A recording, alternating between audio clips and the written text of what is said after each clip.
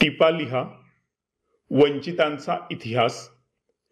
उत्तर: समाजाने ज्यांना सर्व अधिकारांपासून वंचित ठेवले, उपेक्षित ठेवले, अशा समूहांच्या इतिहासाला वंचितांचा इतिहास असे म्हणतात.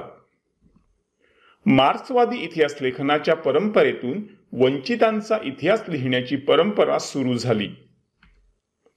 इटालियन तत्वज्ञ अँटोनियो ग्रामची याने इतिहास लेखनाची सुरुवात समाजाच्या तळाशी असलेल्या सर्वसामान्य लोकांपासून करण्याची कल्पना मांडली. भारतात महात्मा फुले व डॉक्टर आंबेडकर यांच्या लेखनात वंचितांच्या इतिहासाचा विचार दिसून येतो. लोकपरंपरा हे वंचितांच्या इतिहास लेखनाचे एक महत्त्वाचे साधन मानले जाते. वंचितांच्या इतिहासातून सर्वसामान्य माणसाच्या जीवनाचे चित्रण केले गेले.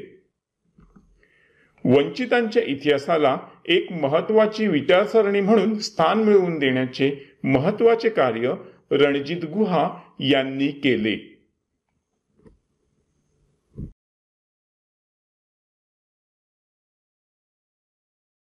इथे आपला हा व्हिडिओ कंप्लीट झालेला आहे.